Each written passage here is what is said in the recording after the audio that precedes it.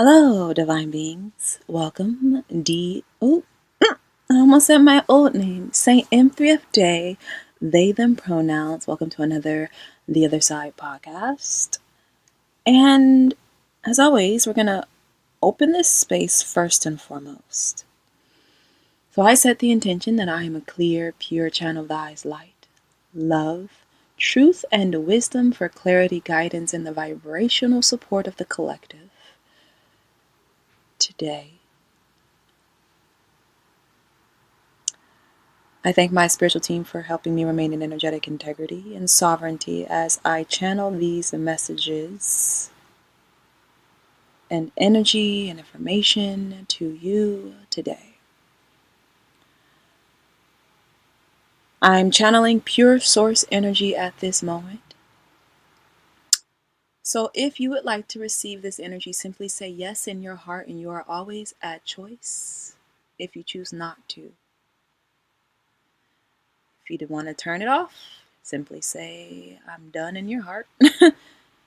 And you will no longer receive this information and this energy. I want to get y'all in the practice of being and exercising your free will when it comes to what energies you allow within your energy field and which ones you don't.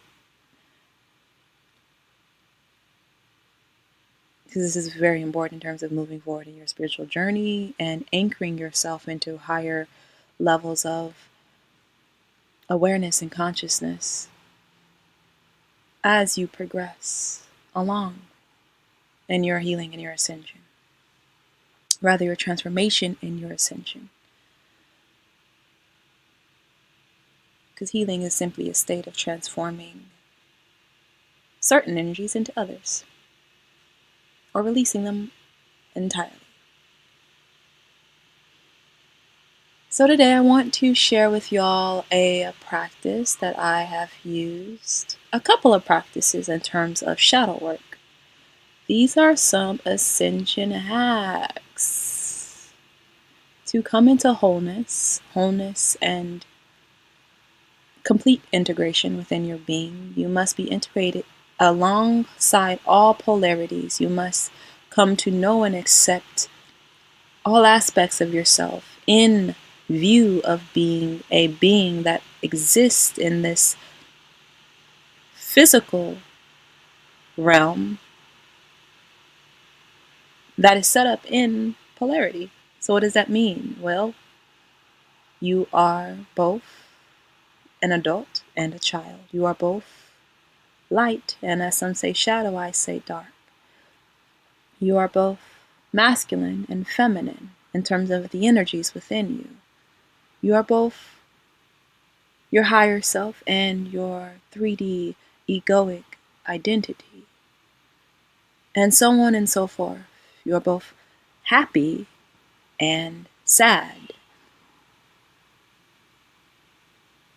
You have the full range of energies within you because you are source. It's merely a matter of at which level do you vibrate on, which can inform how you perceive and experience different vibrational energies. Some are more denser, some are less dense. The higher vibrational ones of like joy, peace, freedom, love are going to be experienced when you can access those states. And as you access them more readily, like in the fifth dimension, that's when you are solidified into things like unconditional love and peace and so on and so forth. And so the point being that to be a light worker, to be able to be a light in the world, one must know and accept their shadow. And when you look at it from a multidimensional standpoint, your soul has many, I'm talking about now, your higher self, your oversoul, which is I'm not going to get into that right now. Your soul has many other incarnations other than you, past, present, parallel, future lifetimes, on Earth and off Earth and other planets and galaxies. and for some of you, universes. And so, in this cosmic dance of Source, seeking to understand itself and reconcile parts of itself back to itself, which is pure light, love, your soul plays all characters in this cosmic dance. There are parts of your soul that are playing service to self characters, which some deem dark. There are parts playing service to others, which some call light. You in this human existence, you have a shadow. Light is refracted through the shadow until you get to a point where you see that shadow and the light are actually just one and the same. And so you must integrate your shadow. You must integrate these parts of yourself. And in coming into full acceptance of them is only when you can come into full knowingness of Source. Because Source is everything.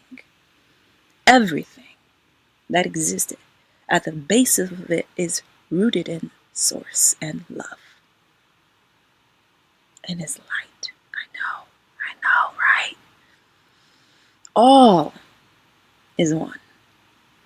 And so to be able to come into the knowingness within yourself that you are Source, you must know all of you as Source. And so to be a light worker, you must be a shadow worker. You must know your dark so well that you rise above. You have control over it, no longer has control over you. You've seen all the dark corners of your being, of your lower self, of your mind, your subconscious. You understand it in and out. And thus you can then use it as a tool, just as one may use time as a tool. One can bend time, one can bend space. You can use the polarities of Earth as a tool to further your growth and development and alignment to your soul's highest potential. Knowing that potential, we have the potential to do anything because they're limitless possibilities. You must merely be able to perceive it, believe it, and start taking actions towards it. And so one book that I started with, I want to share that with y'all, is called, let me see if I can find it. Where is the book?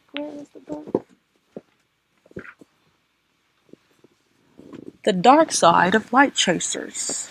That's what it's called. Reclaiming Your Power, Creativity, Brilliance, and Dreams. This book started my shadow journey, y'all. My dark journey. And so, bringing this to 0 point, bringing this to 0 point, bringing this to 0 point. Beautiful. This book really gave me an introduction to my dark side and what that entailed. And how to be in relationship with it. It gave me the beginner vocabulary and understanding of it. And so I'm going to, let's see, what does this collective need to hear from this book right now?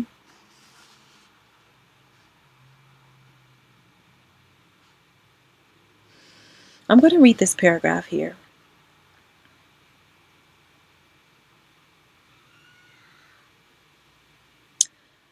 I stayed in a sullen mood, knowing there was nothing I could do about the situation.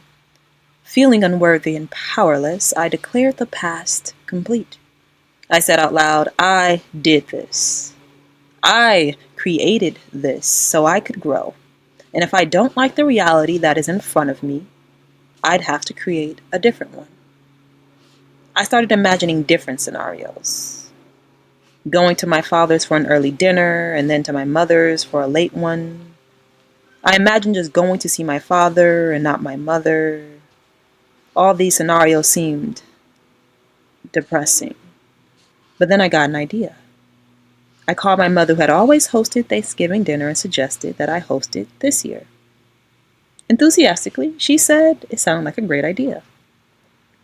Then I quietly suggested that I'd like to invite my father and his family. I told her it would mean so much to me to have everyone together. At first, there was silence.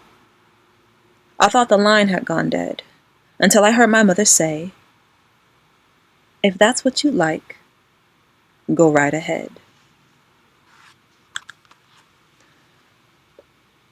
And so that paragraph was really highlighting the way in which she took charge of a situation she had deemed to be out of her hands. Her parents were no longer together, and she was trying to determine how to navigate the holidays with this new arrangement. And at first she almost gave up, but then she took power and said, okay, I created this reality, so how can I create another reality? And began to use her imagination, which there is a thin line between imagination and intuition, y'all. Very thin line. To come up with a different situation because she took radical responsibility to where she was currently. And this is one way in which she began to engage or work with her dark side.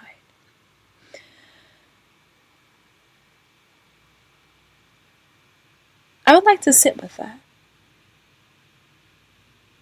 Because when it comes to one's shadow, we have to understand one's dark side. I prefer dark side, okay? I'm going to say that.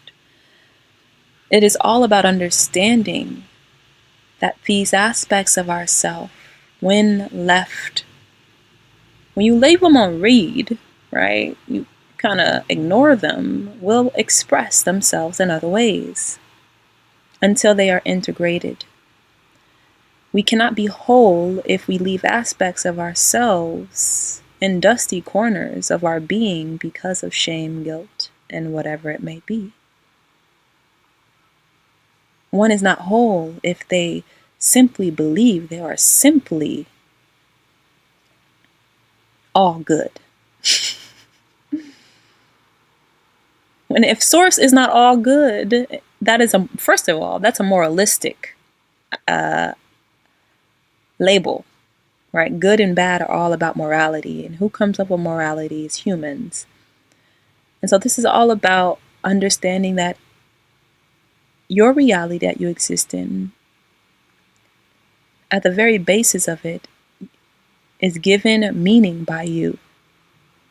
That everything is amoral until you put on it a judgment.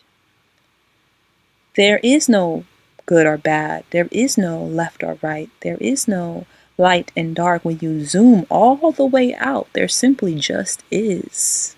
In a cosmic dance, a spiral moving towards source energy as it refines itself. Every single energy particle in this universe will eventually go back to source.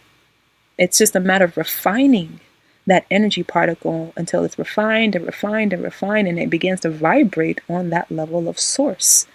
The vibration of source. Om. The vibration of the universe.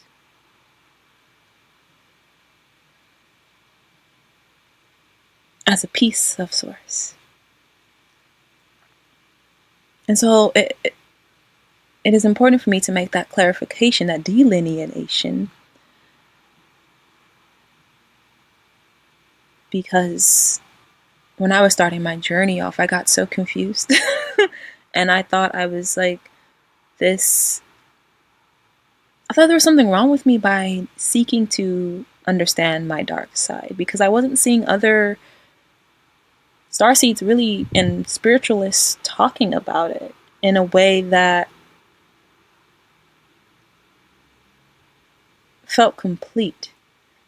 I heard about it in the trauma healing spaces, but not enough in the spiritual spaces where it was just so focused on light and so focused on love that I felt like I was leaving a part of myself behind. Now that I fully integrated these parts of myself, I can see them in a different way and understand their relationship to me and be with them in a way where they can serve my growth, where I can reclaim all of the power that existed there, my brilliance and my dreams. As Debbie Ford is the person who wrote this book. Sorry, I did not say her name. The Dark Side of Light Chasers was written by Debbie Ford. But I had to do that integration, right? That integration of the shadow, and then I walk the path of balance. The balancing of these aspects of myself multidimensionally. All the characters that I play in this cosmic dance. And so with that,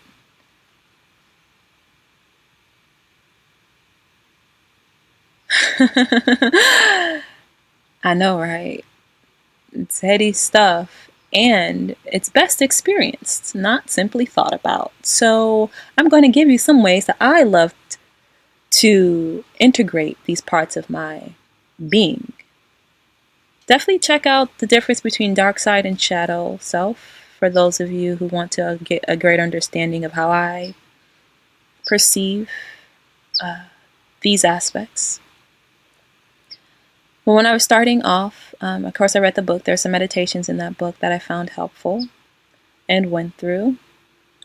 But my favorite way of doing it was through ways that stimulated what you may know as the reptilian part of the brain.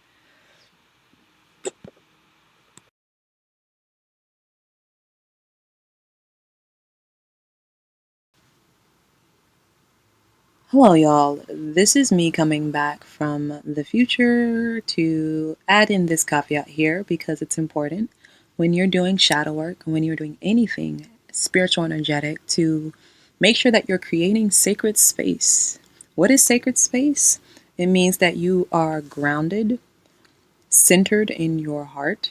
You have cleansed and purified your energy, and you have shielded and filtered your energy and connected to your spiritual anchor. These practices help ensure that when you're connecting to your shadow self, you're actually connecting to that version of yourself and not any other energies or entities that may seek to come in. This ensures that you are in a protected space and that you can feel and rest assured that you are doing this work in support and protected by your spiritual team and your guides. Also, I want to also make that caveat that shadow work is also best done alongside self-love work. Diving into what you may think as the nasty uglies of your being can cause some tenderness, can be difficult. And so ensuring that you have a practice of self-love alongside that of your shadow work can help bring in those energies of self-acceptance and compassion and forgiveness. Because sometimes the things you may find or might not, you might have a reaction against or a reaction to or towards. And so I just want to also bring that to the forefront because it's really important that when you're doing this work, that you are rooted in your self-love and that you can take care and nurture that part of yourself, of your shadow and dark side. All right? Mirror work. Mirrors are portals, y'all. So use the mirror for your self-love and use the mirror to tap into that aspect of yourself that you may hide, that shadow, that dark. Mirrors can be used for both. Again, making sure you set the sacred space and you set intention of what you want to accomplish first. Don't just go saying and trying to connect to whatever, because you do that and you open yourself up to be connected to by whatever. And I've been there and done that, and it's not fun. So set the sacred space, ground yourself, center yourself in your heart. Centering in a heart, self-love practice. Cleanse and purify your energies, and shield and filter. And connect with your spiritual anchor, wherever that be, your higher self, an ancestor, a loved one, that can help ensure that you remain in energetic integrity and sovereignty. You're in your own energy. And if anything else tries to do some funky wonky stuff, that they can assist you and support you in the process. Know that you are always eternally protected and guided and assisted. You really need to just ask for that and know that it is always around you. All right, y'all. Going back to the talk at hand.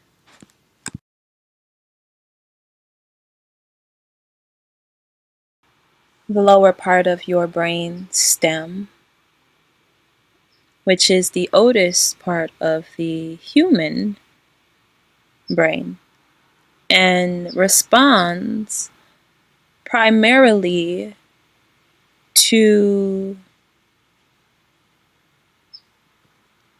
more primal animal-based ways of relating and behaving. So things that are embodied, such as dance and other forms of movement, versus your hippocampus, which is more of like seeing it from a lighthouse view and looking down and being able to rationalize and look around.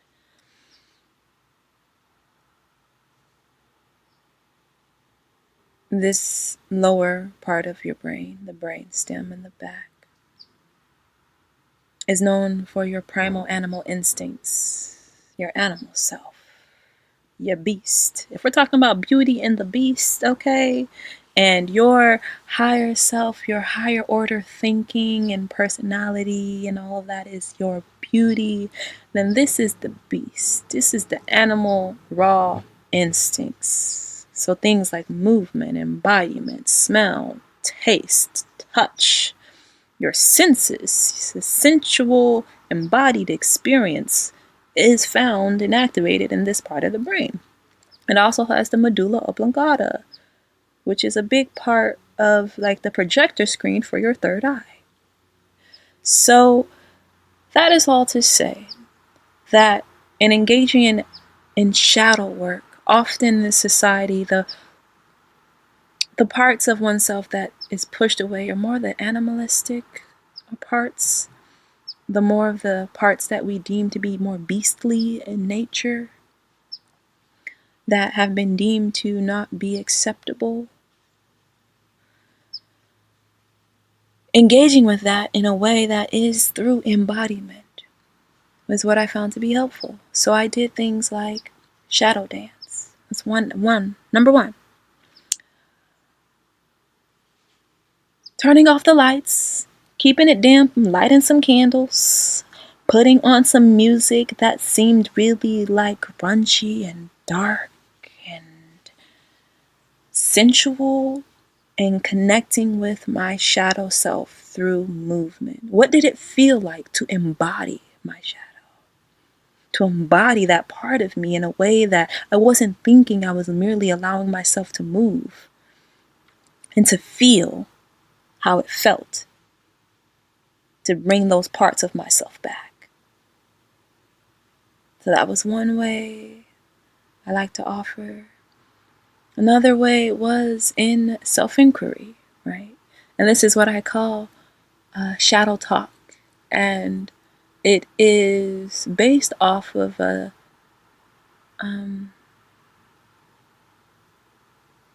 practice I learned at a transformation retreat led by Rev Angel Kyoto Williams and their wonderful team.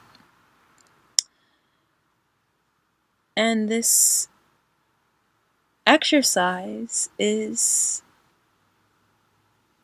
embodying again your shadow from a first person and allowing that shadow to come forward through voice and answering certain self-inquiry questions, such as, for example, what part of myself do I have a hard time accepting? Sitting in space. And instead of saying, well, I have a hard time accepting this, that, allowing that part of self to come through and saying, well, I, etc., etc., etc.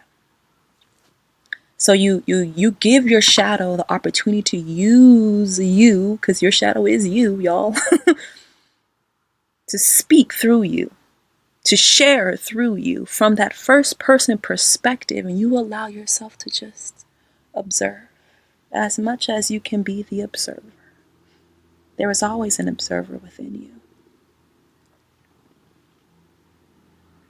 That was always a fun one because I never knew it would come out. I just be like, all right, righty, we have these questions. Let me sit down and we're going to ask these questions from a first person point of view. And we're going to just see what comes out and see what my shadow has to say.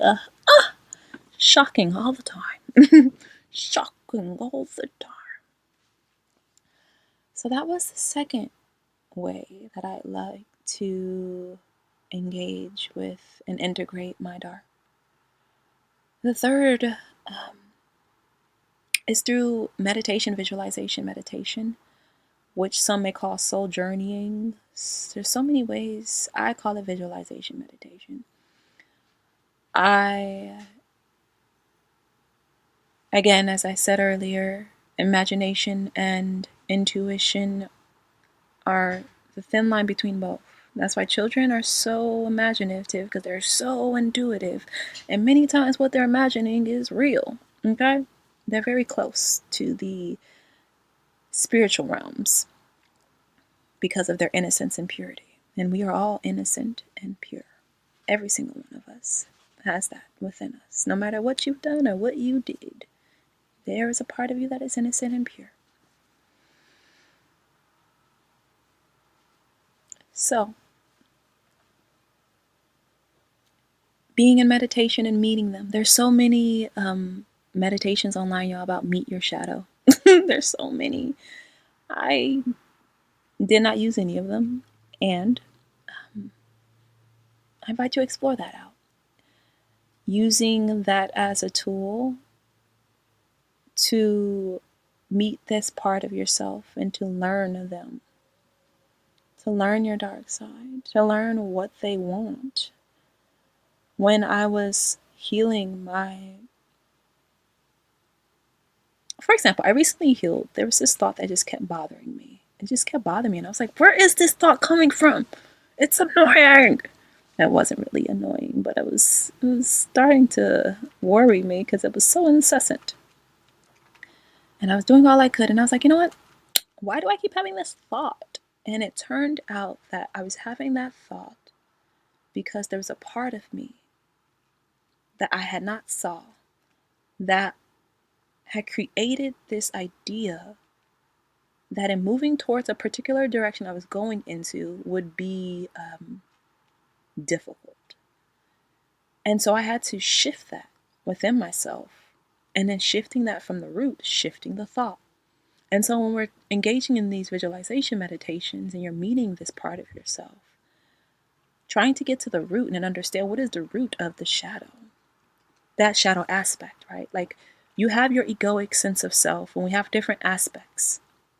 Just like Source has many aspects, right? Source is made up of planets and stars and clouds, and sources and trees and animals and us. Source has all these aspects. We all have different aspects within ourselves. And our shadow and our dark is composed of different aspects. And some aspects you want to keep, and some aspects you want to recycle. We are constantly recycling energies, y'all. We are recycling beings, constantly moving. Energy cannot be created or destroyed. That is a law of physics. Likewise, spiritual energy, subtle energy rather, cannot be created or destroyed. You're merely moving it about. recycling it to something else, releasing it completely, calling in something else different. And so when we are engaging in meditation, when we're engaging in visualization, being able to understand that the shadow being that we're seeing, the dark being that we're seeing in front of us, is an aspect of ourselves that has a purpose and a function, and understanding what that purpose and that function is. There's a meditation that says befriending your demons, turning your demons into allies, that I've done on my page. Definitely check it out for those who want to do more of dark integration, shadow integration, in a way that provides you an opportunity to make them into allies. Definitely helpful and beneficial, especially if you are healing from trauma and the symptoms of trauma. I've used this to turn, for example, the demon of, or the lower density energy of, addiction to positive obsession. That's an example, just one example.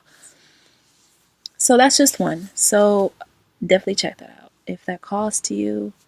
And going back to the different ways of shadow work that I've engaged, that I enjoy the most. So we have visualization meditation, we have shadow talk, we have shadow movement. And the last but not least, folks, that I'm going to bring to your awareness and attention today,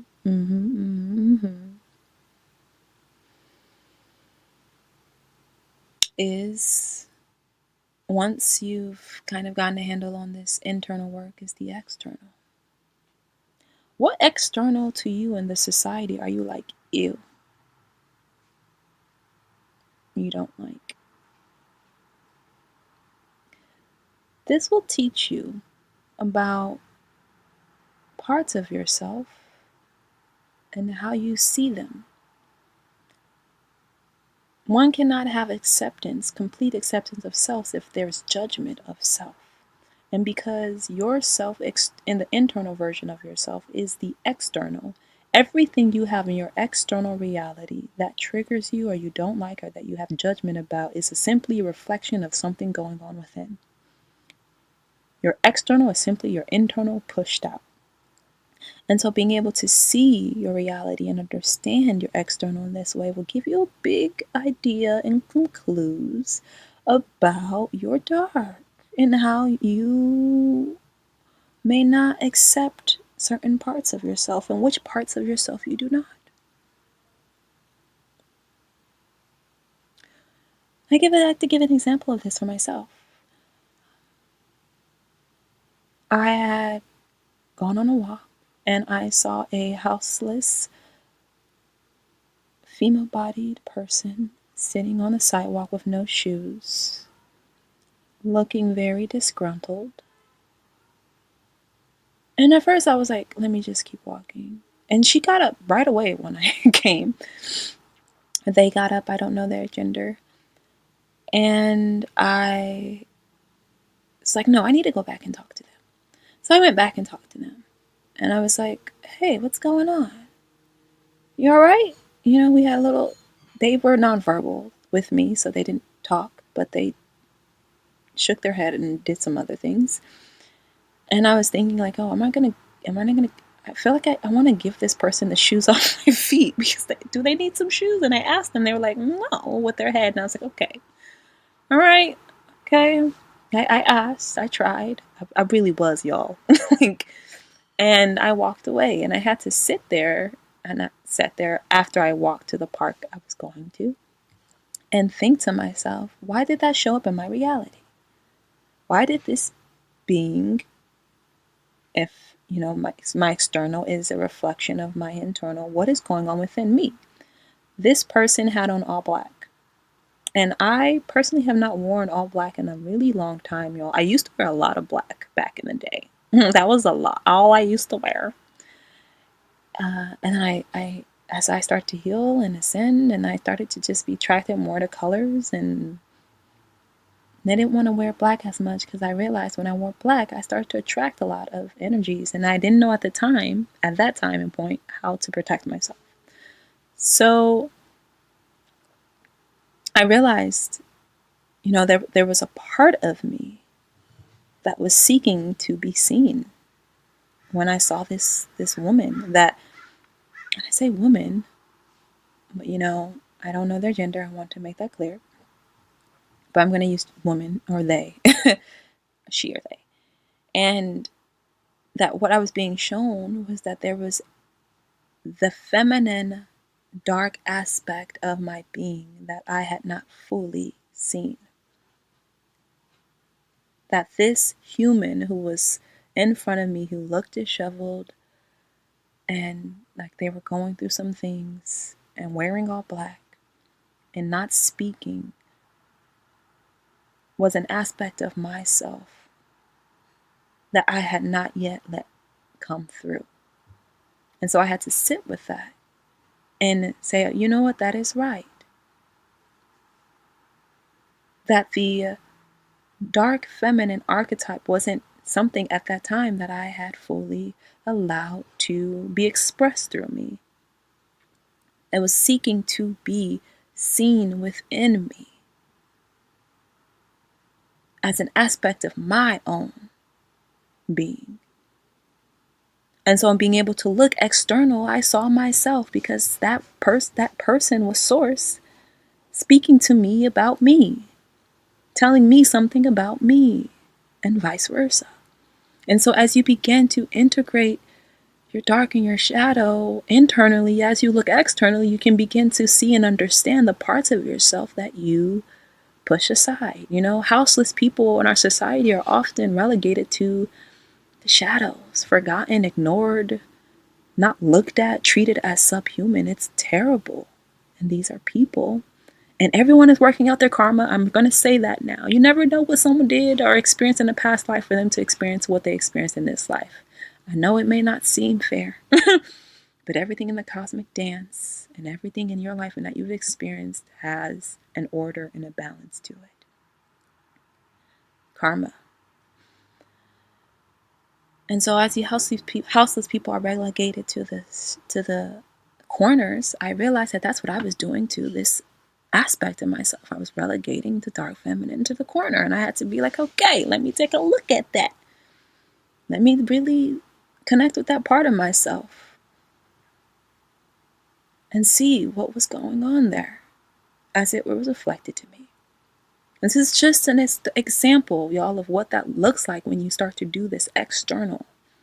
When you start to begin to understand and see that your internal is a reflection of your external. And if you don't like what you're seeing externally, then, and again, this is a caveat because sometimes we are put in places and environments where we are meant to, as light workers, we are meant to be a light in a dark place. And it is as if you are taking care of the universe as the universe in this way. And when you do that, and when you are put in these places, oftentimes you can see those past versions of yourself. And if not the versions in this lifetime that were past lifetime versions that existed. And that's why you were put in that place, is because you have medicine for them. And so it's not always the case, y'all, that you're put in a place where it's a direct reflection of your inner world and where you are now.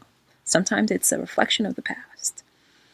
You have to use your intuition and your self-knowing to be able to tell the difference, to say, are these people reflecting me now, or is this simply a funhouse mirror reflection of different aspects of myself that once existed, right?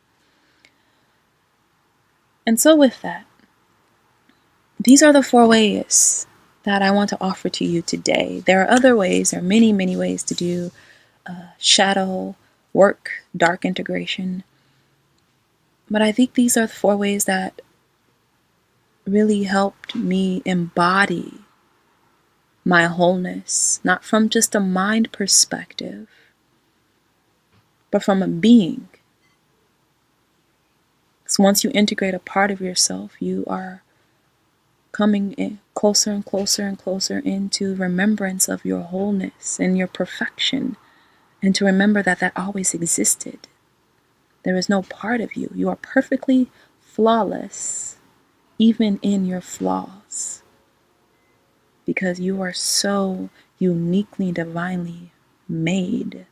And the infinite arrays that source can exist in and does exist in, you are you. And that is uniquely and authentically beautiful. And so with that, I close off this space, thanking my spiritual team for helping me remain in energetic integrity and sovereignty. And Source, wherever, whenever you are, I hope you don't take yourself for granted. I don't take you for granted. Thank you for showing up for yourself, for your growth and development, your expansion, your healing, your being. Take care deeply. Be well. I love you. And may peace be with you.